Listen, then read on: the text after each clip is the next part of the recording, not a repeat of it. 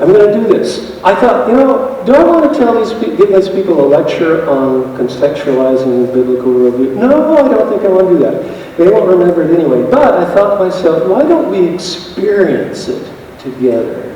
Let's try that, okay? So what we're going to do a little role playing here. I'm going to pretend you're all teachers, and maybe we have some here as well. And we're going to contextualize a subject. When it comes to understanding anything properly, context is key. And it's the unique context of a biblical worldview that allows humans to understand things in ways that are otherwise not possible. How is context related to understanding? Well, take the word train, for example. As a word, you can learn to read it and spell it in the first grade. But no matter how old you are, to properly understand the meaning of the word train, you have to see it or hear it in the context of other words in a sentence. The word train can mean to teach through guided practice, or it can mean a big engine that has wheels and pulls boxcars down railroad tracks, or it can mean a long extension of a dress. The context in which the word appears allows us to attach accurate meaning to the word. Here's another illustration of how context relates to understanding. If I show you this small piece of a larger photo, it's nearly impossible to understand what you're really looking at. But if I show you a piece in context, it makes sense. Now, is there a larger context beyond bananas? The answer is absolutely. If we view a banana in the context of a grocery store, we can easily see an economic aspect to bananas. There's also a biological context to bananas, and we can see that when we study banana plants and we look into what it takes to grow bananas well, and how the fruit benefits our bodies. Things, whether it's words or biology or mathematics, history or music or sports, seeing all things in the largest possible context, the biblical worldview, is what authentic Christian education does. This can happen in homes, schools, and churches, wherever a biblical context is clearly understood and applied. And with a bit of training, and I'm not talking about choo-choos here, anyone can learn to do this. You're a high school technology teacher, and you're going to do a unit study on creating a website. Write that in. Creating a website. If you don't have a pen or pencil, Hudson's got one for you. Write that in. Print it in. Creating a website. Everybody, I'm not going to let you get by here. You can't just sit there passively. You have to write that in. If you need a pen or a pencil, there's coming right there. Tim's got it, okay? Creating, you put that in the center where it says subject. Creating a website. That's your unit of study for your high school students. They teach that in Christian schools. They teach that in maybe some home schools, and they teach it in public schools, you name it. Okay. Now, I would want you to work with your neighbor here, and if you're sitting alone, you're going to have to find another person. I'm sorry. Here's one right here. I want you to think together here. On the next 2 pages, you're going to find 101 biblical truth statements. Do you see that? Keith, do you see that? Okay, good. And with your thinking partners, you 3 can work together, or maybe Jennifer can join you, but anyway, you're going to have to work together here because you have to agree. First of all, I want you and your thinking partner to decide which of the 5 columns do you want to focus on. The God column, the creation column, the humanity column, the moral order, and the purpose. There's 5 columns. Each column has a bunch of biblical truth statements in it. I want you and your partner to decide which column you want to focus on, because we don't have time to do all 5. And I want you and your partner to agree on which of these truth statements apply directly, not indirectly, but directly to creating a website. You have 2 minutes left. Just go as far as you can.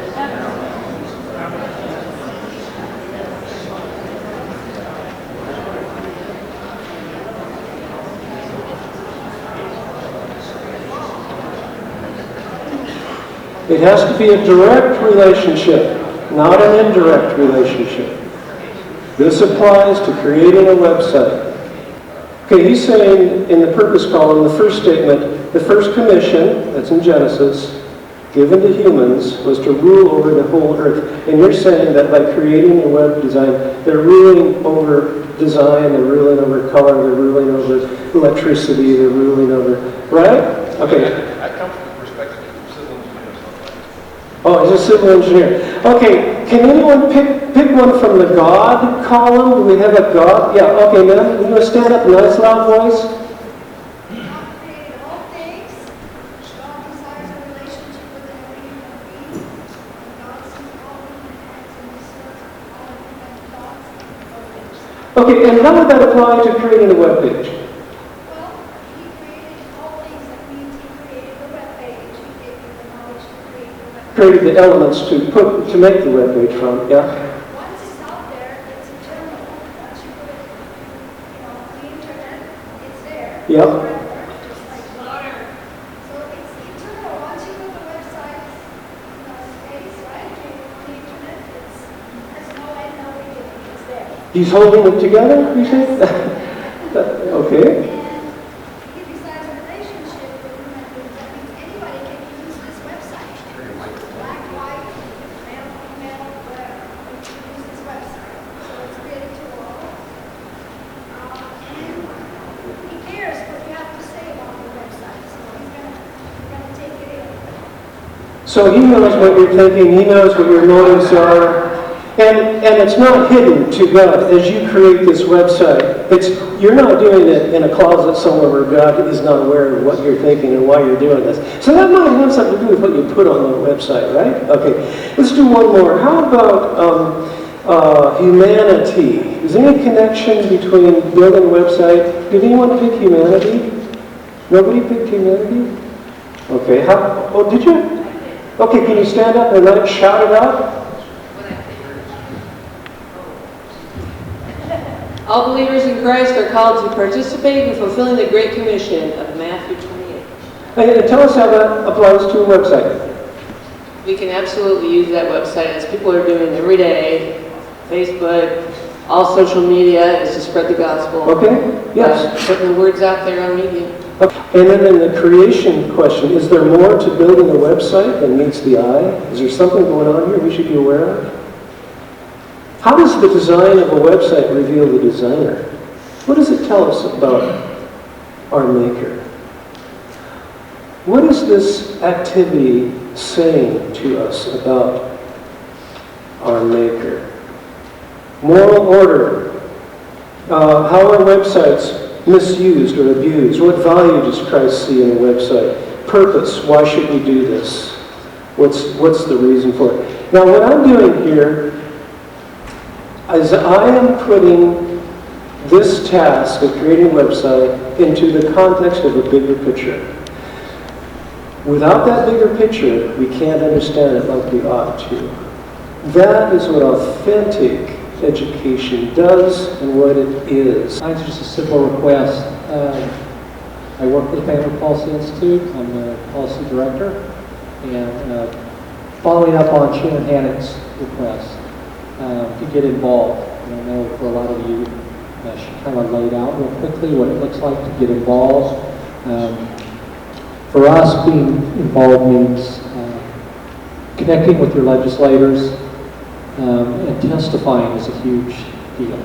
And so many times when I testify before legislatures, there'll be any given subject that we're talking about, and there might be 35 or 40 testifying on behalf of a really horrible bill.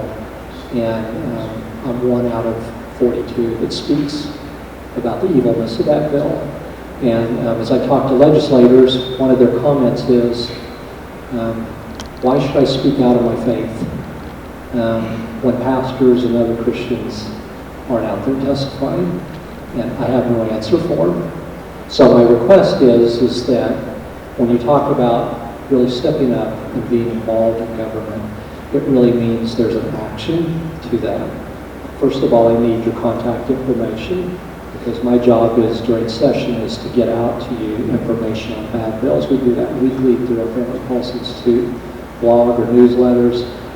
Keith puts out a Moby Monday that I'll be taking over for a few months during session to alert you to what bills are coming down the pike, what bills we want to support, and then we need people to testify, and that can be done several different ways. We need people to contact their legislators, so if you want to know more about how to do that, or if you're willing to come testify electronically or in person, see me, because I just need your contact information so that I can call you up and contact you and say, hey, this bill's coming down the pike. Are you willing to testify? So I'll stay at the back of the room at the end of the conference today, and anybody's willing to do that, let me know. The other thing, Keith didn't give me this much time, he only said I have 2 minutes. So, but last night, was there anybody here that went to hear our former Secretary of State, Mike Pompeo? Was anybody there last night? A couple of them, okay, great. So he asked one question during the question and answer. In fact, I think he did it during the dinner as well.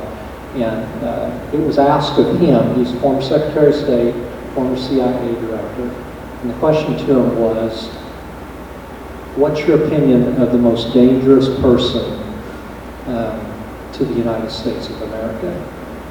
And of course, most people were thinking China, Iran, and his answer was Randy Weingarten, who is the leader of the American Federation of Teachers. And I can't think of a better reason to be here when the former Secretary of State and CIA director states that the most dangerous person in the world to America is the leader of the Teachers Federation. I want to just say something about Jim Walsh. I'm from Clark County. I'm not even in his district. And he consistently comes outside of his district to gatherings like this to support parents, grandparents, and communities, to stand up for the rights of parents and the protection of children. He has been one of our state's leaders in fighting for our rights to direct the education of our kids. And so I so appreciate Mr. Walsh. Thank you for coming out.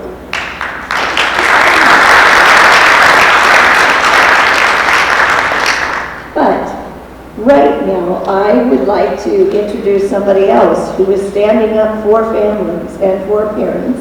He gets the privilege of introducing Jim Walsh. This is Senator Simon Sefzik.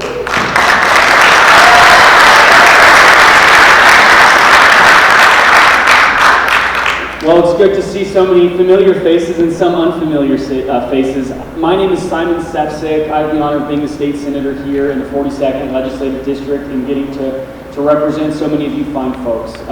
This subject here is one that I'm very personally passionate about. I was homeschooled, grew up here, went to a private Christian college over on the East Coast, so grew up studying the likes of Francis Schaeffer and G.K. Chesterton and C.S. Lewis, and I was a camp counselor for an organization called Worldview Academy that talks about biblical worldview skills and the importance of teaching that to the next generation. And so this is something that is very, very personally important to me. And I always remember the story of William Wilberforce. William Wilberforce was largely credited with the abolition of slavery in the British Empire. And we look back now at William Wilberforce and we regard him as a hero. He's heralded amongst the secular world as well as being a champion for justice. But at the time, William Wilberforce was incredibly unpopular. In fact, he was a member of Parliament, he would go to Parliament and he would give speeches about the evil of slavery. And the moment that he began to go into Parliament and open his mouth and start speaking, members of Parliament would start standing up and trickling out of the room, leaving one by one, because there he was, that radical guy going on and on about the same old thing. And he would still end up speaking, even to the point where there were stories that his voice ended up going hoarse because he was speaking, even if it was to an empty room. Because before he'd even finished, all the other members of Parliament had left. And there was a member of Parliament that spoke out against him and said that he didn't want this issue, this moral issue, to interfere with politics. And Wilberforce, of course, responded that a private faith that does not act in the face of oppression is no faith at all. In other words, folks, what we do, the values that are going and being taught to our children, the kind of world in America that we're going to see, is a direct result of the education, the policies, and the laws that have been enacted. To try to say that faith and politics have absolutely no relation to each other is a fundamental misunderstanding, not just of our history as a country, not just of what we're seeing in terms of cultural phenomena, but it's also a basic misunderstanding of anything that's ever been taught about faith and religion and the values that make up the societies that we live in. And so that's why it's so important for us to get involved, to speak out, to speak up. You know, G.K. Chesterton once said, "Fallacies do not cease to be fallacies merely because they've become fashions." Well, we have a lot of very fashionable fallacies surrounding our culture and surrounding our world right now. And the question is whether each one of us will have the courage of William Wilberforce, even when he was unpopular at the time, to speak up and to speak out, even if you're booed at a school board meeting, even if you're yelled at by a local official, even if your friends on Facebook think you're crazy. At the end of the day, you know, we are not held accountable to those people, and we have a much higher calling.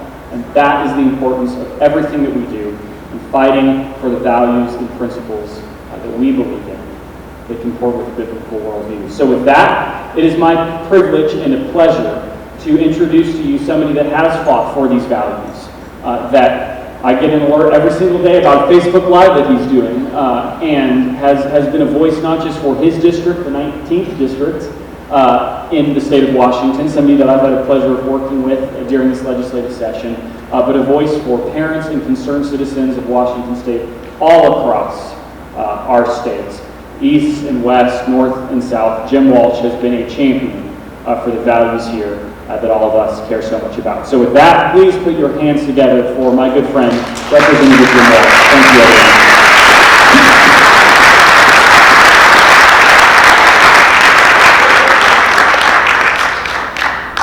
Well, my day is complete. I was just introduced by a senator. You all who live in Whatcom are very lucky and blessed to have Simon Sefzik as your state senator. We just heard it. He got Wilberforce and Chesterton into one 3-minute introduction.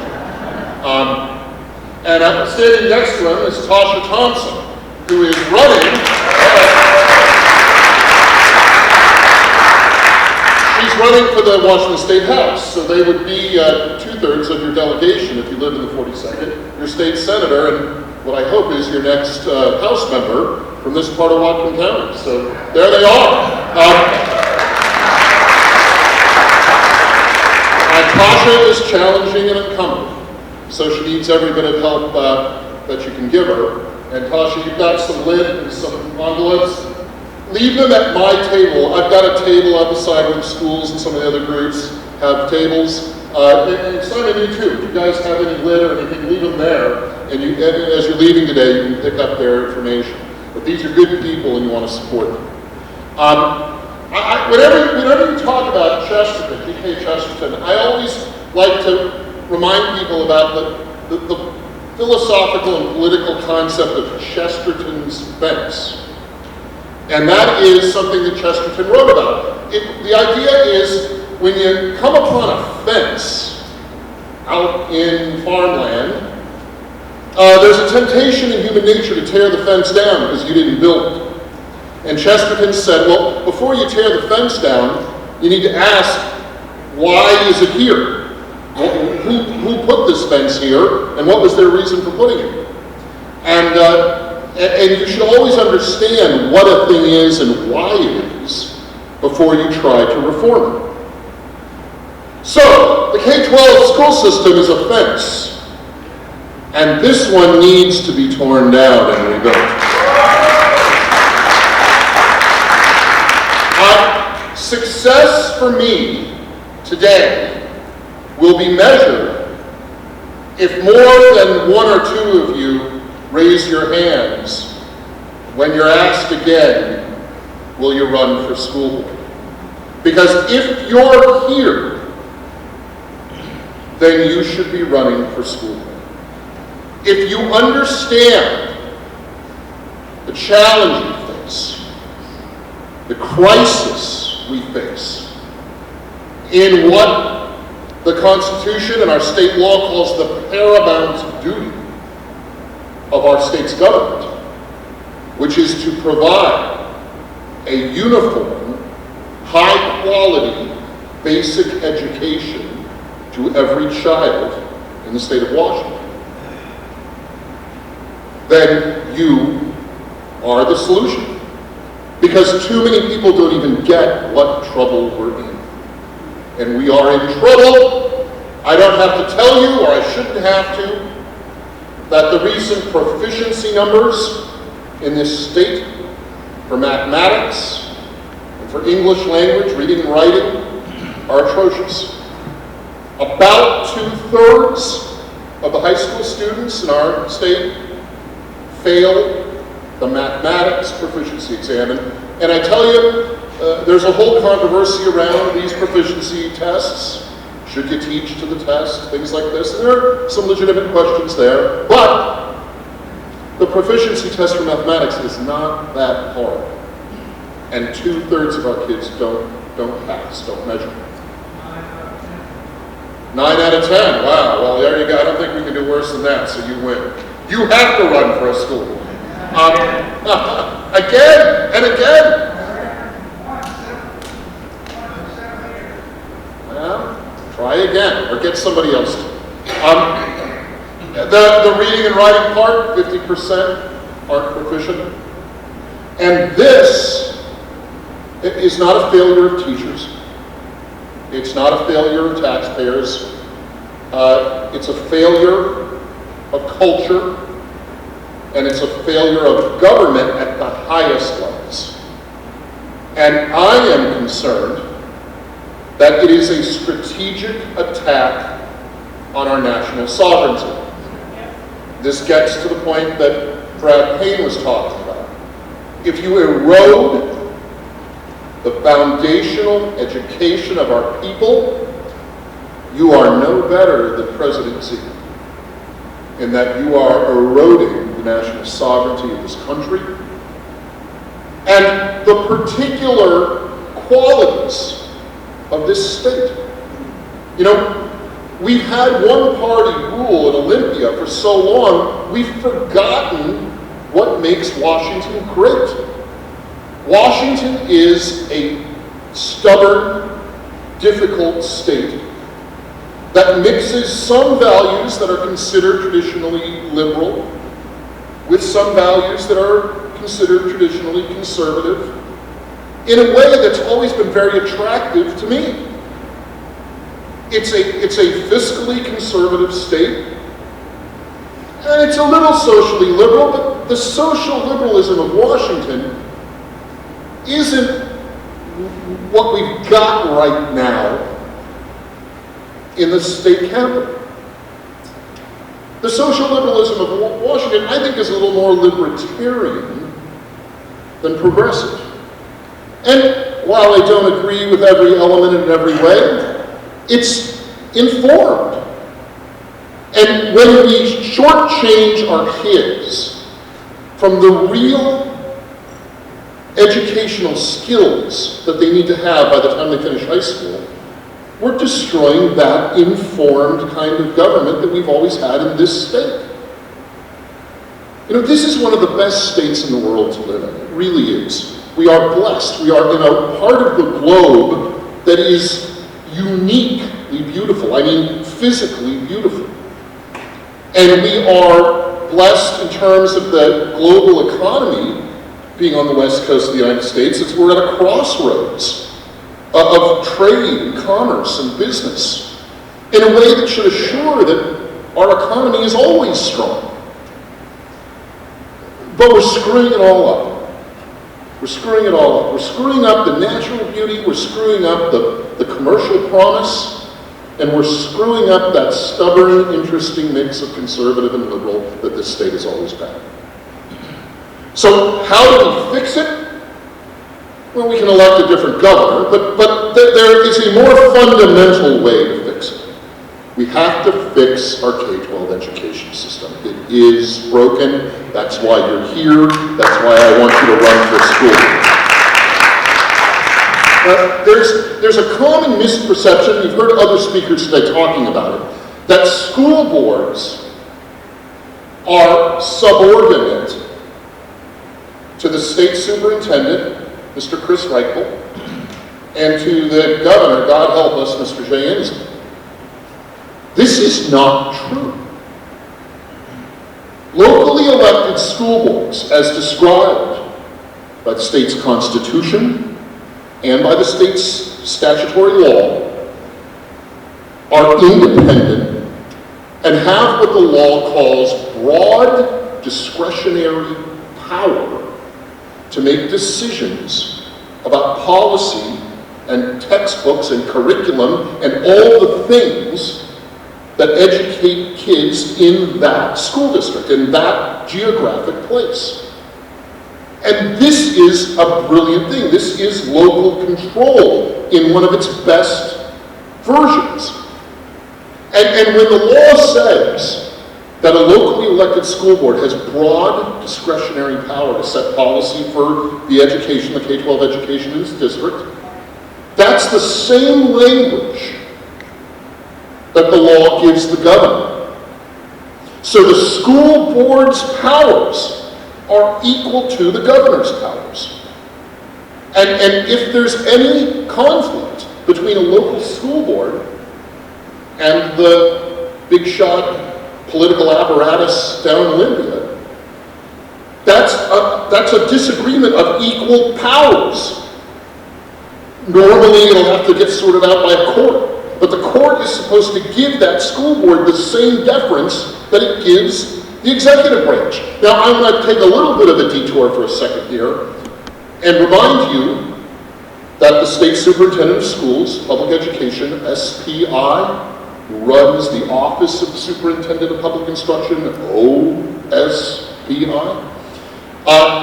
has tried to play fast and loose with the law.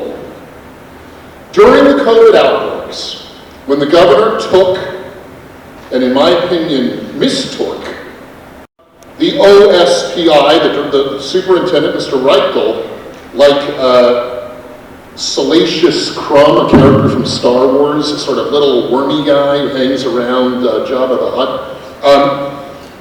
Reichel tried to claim the same emergency powers that the governor had. And Reichel put out a very misleading, cagey, mendacious letter claiming emergency powers similar to the governor's. And in my opinion, intentionally conflated, combined, and confused two very different sections of state law.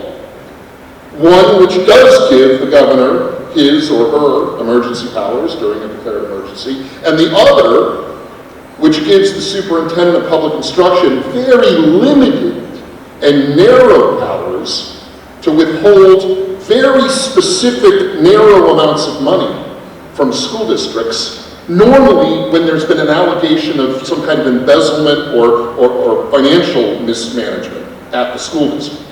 He tried to conflate these two sections of law to make it sound like during an emergency he had the governor's broad powers to withhold money from schools, and that's not what the law said.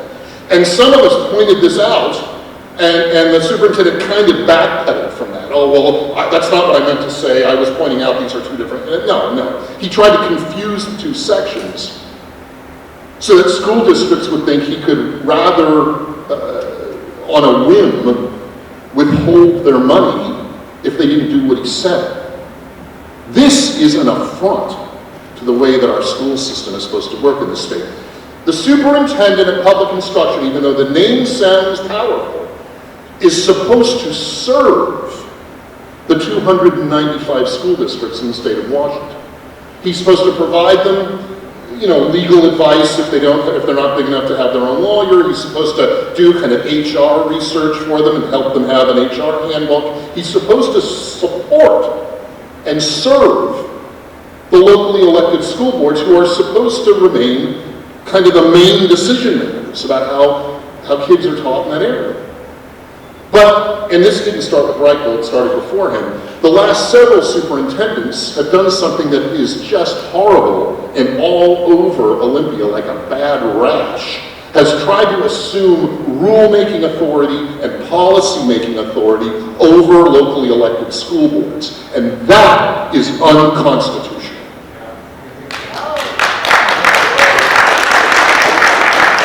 And we see it across the board, you know. The Department of Ecology does it in its way, LNI does it in its way. These bureaucratic agencies are obsessed with what they call rule-making. And I'll remind you, something if you've watched any of my videos, you're probably sick of hearing, there's a hierarchy in the law. The highest form of law and public policy is our Constitution. This applies to both the state and the federal government. Beneath the Constitution, there's real statutory law. In this state, we call it the Revised Code of Washington, RCW. Now that's real law, but it's subordinate to the Constitution. And if there's any conflict, the Constitution wins. So RCW, that's law. That's law that has to be passed by the legislature and signed by the governor. Beneath RCW is bureaucratic rules. In our state, we call them the Washington Administrative Code, WAC. And these are not voted on by the legislature. They're not signed by any governor. They are bureaucratic rules written by bureaucrats, meant to be used by bureaucrats to implement the real law, which is the RCW. And then beneath the bureaucratic rules are executive orders and emergency proclamations and press releases put out by governor and other executive branch people. Those are the lowest form of public policy.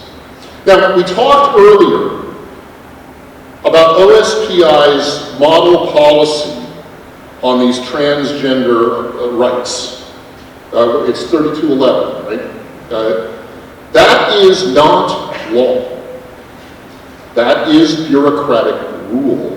And in fact, it's a particular kind of bureaucratic rule that, in my opinion, is even lower than a regular bureaucratic rule, and that it's a model policy. Back to what the superintendent of public instruction is supposed to do, model policies generated by that office are suggestions. They are, here's what we've done our homework, we talked to lawyers, we talked to HR people, we talked to whoever, here's our suggestion for what the your school board sets up as its official policy.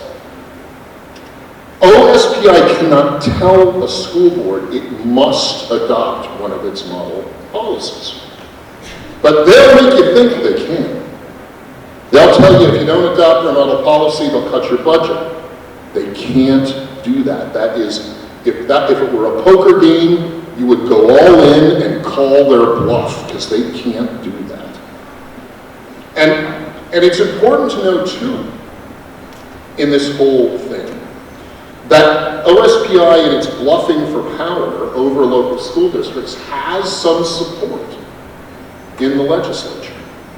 The legislature has passed a handful of bills, real law, RCW, that takes away that independence and that broad discretionary power from the 295 locally elected school boards around the state. And this gets us to the comprehensive sexual education issue. Now, you can dislike, and in my opinion should dislike, the comprehensive sex ed program for its content. It is offensive. It is designed, in my opinion, to undermine the power of the nuclear family. It's designed to put a wedge between kids and their parents. But leave all that aside. The real problem with the comprehensive sex ed program is it's a mandate on the 295 locally elected school districts. It's a mandate passed into law. I mean, I voted against it, but too many of others voted yes. That mandates a specific curriculum be used by every school district. This is the first time in our state we've ever done that. Historically, curriculum, model curriculum, subjective curricula, whether it's math or history or English or whatever, are suggested. to the school districts. In the case of sex ed, it is by law required that they do it, that they yield to OSPI, and that whatever the curriculum they choose for comprehensive sex ed for kids, OSPI has to approve their use of it. It switched the natural balance of power between the state and the locally elected school boards, and that is terrible. So the comprehensive sex ed program needs to be reversed, not only on the matter of the content in it, but on the constitutional and statutory wrongdoing of OSPI mandating what locally elected school boards must do. We need to repeal that, and we need to reverse that. And this also dovetails into this matter of the critical race theory. Controversial, as you know, I'm sure it's the reason some of you are here. It is true that by law, by statute, and by rule,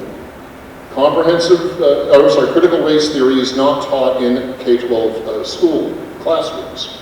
But what is done, and this is by law, is it's mandatory training for teachers, for school administrators, and most problematic to me, for newly elected school board members. They must be trained in what is loosely called diversity, equity, and inclusion, but that is paramount and equal to and roughly the same as critical race theory. Now, there's nothing wrong with critical race theory. I mean, it's communist, it's Marxist, its founders were avowed Marxists, but there's nothing wrong with Marxism.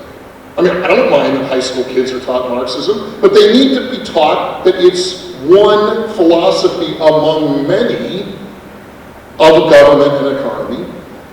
And if they're taught critical race theory, if they read Ibrahim Kendi's book, they need to understand that that's one take on history, and there are many others. And if we're going to teach our kids, and a high school age kid is probably old enough to read these books and understand what they're trying to say and absorb the good in them and reject the bad in them. If we're going to teach high school kids this, we need to teach them a whole spectrum of historical perspectives. And I'm for that, because that would be a rigorous course. Which gets us back to this paramount duty. So our paramount duty as a state government is to provide a uniform, high-quality, basic education to every student in the state. And I believe that. That's one of the reasons I ran for the legislature. I believe we are not doing that. The basic ed we may be providing may be uniform, but it is not high quality. We need to be more rigorous about what we teach kids in our K-12 system. We need to expect more of them, not less of them. And the current fashion in education circles is to reduce expectations of young people. And this is immoral. We must hold all of our kids to a good, high, and rigorous standard of intellectual development and education. It is our future, it is our hope that the good things about our state and our country will continue. How do we achieve this? Well, a couple of ways.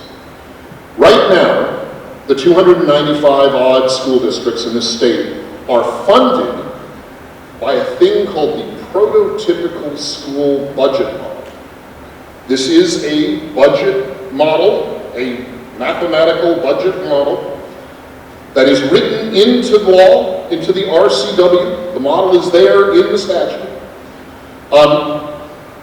It is the mathematical system for allotting or allocating, you hear about allocation payments to schools, allocating operational dollars to school districts based on this complicated formula of how many of each kind of employee a school district needs based on the number of kids it has, and it takes into account things like the number of kids in special ed programs and other things that affect the formula.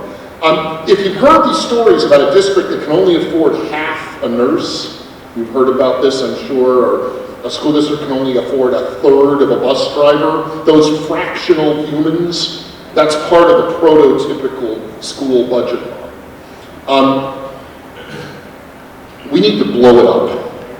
We need to get it out of our statute. The prototypical school budget model is a disaster. It discriminates against smaller school districts, and it doesn't even do a very good job for the larger school districts, although it does end up giving them more money, even on a proportional basis. So that's one thing we can do, and that's a bill. The prototypical school budget model does not have any constitutional protection. We just need to have enough legislators to pass it by a 1-vote majority and a governor who won't veto it, and we can change the prototypical school budget model. That would be, what we would replace it with is something of a purer per capita, per kid budget model. Not the fancy formulas of fractional employees, but a simple statement that every school gets X number of dollars for every enrolled student. We may have to make some allowances for those school districts with a higher number of special ed students, but we could do that in a much simpler and more straightforward way than this convoluted formula currently. That's number one fix. Number two fix is the money should follow the kid.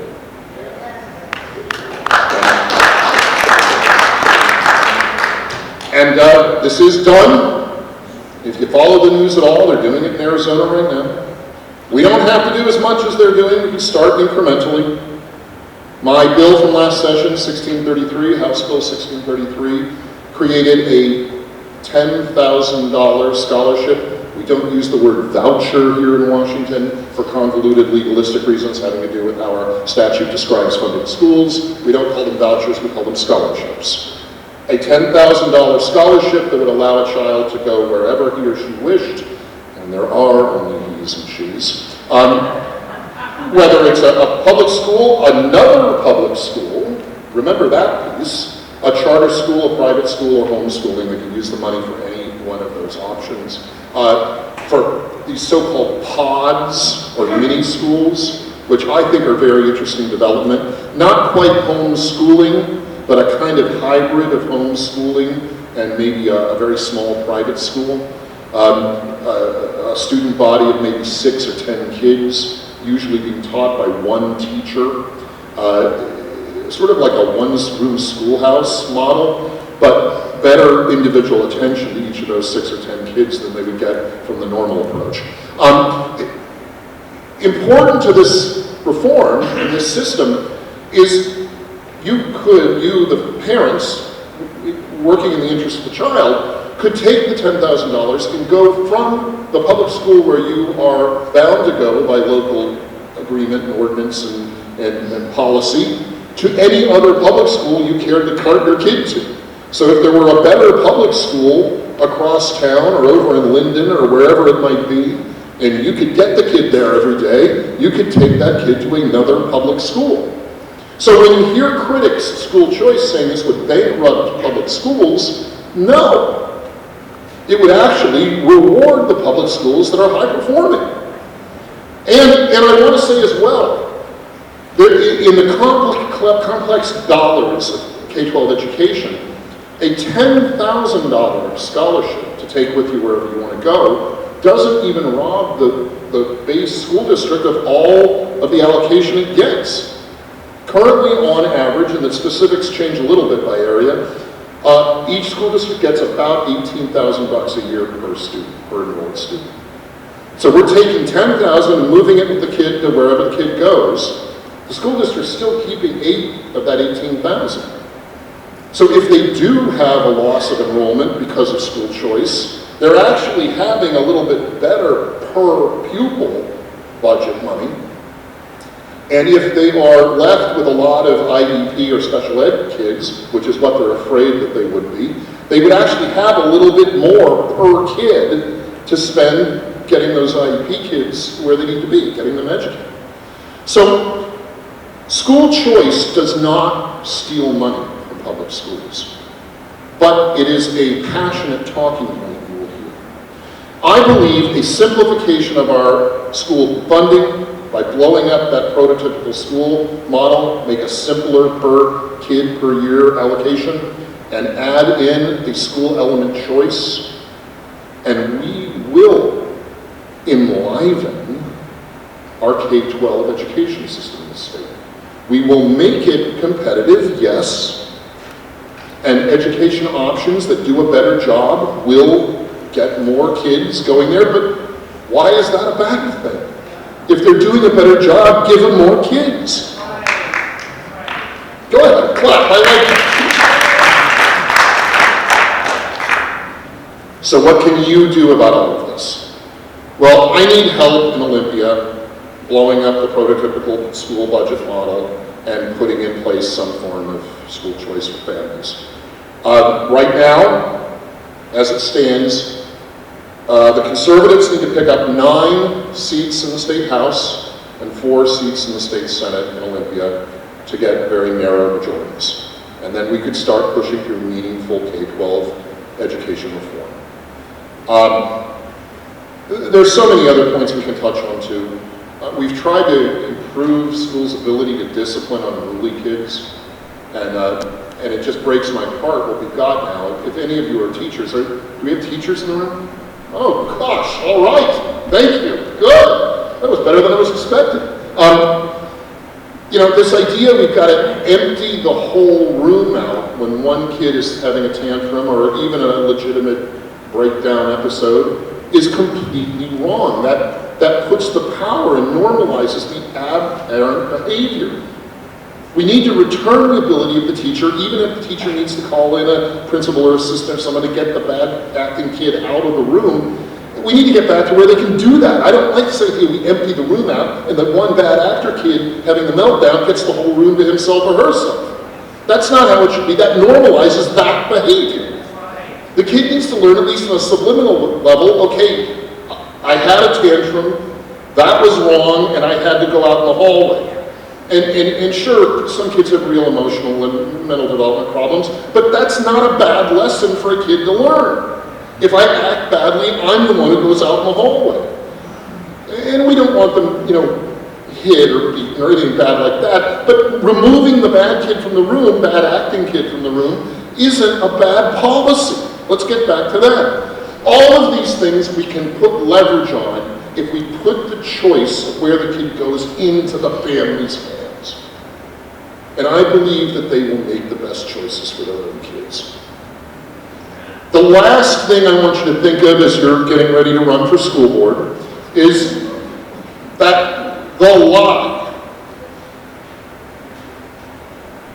what Frederick Hayek, the economist, called the fatal conceit of government, is that government knows better than you do. Government does not know better.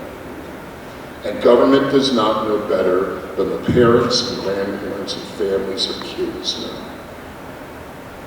The family knows best and most what's best for a kid, especially a challenged kid. And when we let bureaucrats and grasping, ambitious politicians, Chris Reichel, make decisions about what's best for those kids, we will get bad results because they don't know. The kids who suffered worst during the atrocious, abysmal, indefensible shutdown of schools during the COVID outbreaks were the IEP kids, they were the special ed kids. They suffered the most. And it is galling to me that these grasping politicians talk about looking out for special needs kids and then run policy that hurts them worse than any other kid. We can't let this continue. And the way we stop it is you run for the local school board where you are. And you bring conscience, and you bring information, and you bring truth to the school board meetings. Because we need truth. We don't have enough of it at any level of government, local, state, federal. So that's it. I challenge you to run for the school board and I challenge you to bring truth into the meetings. If you do that, we all win. God bless you all.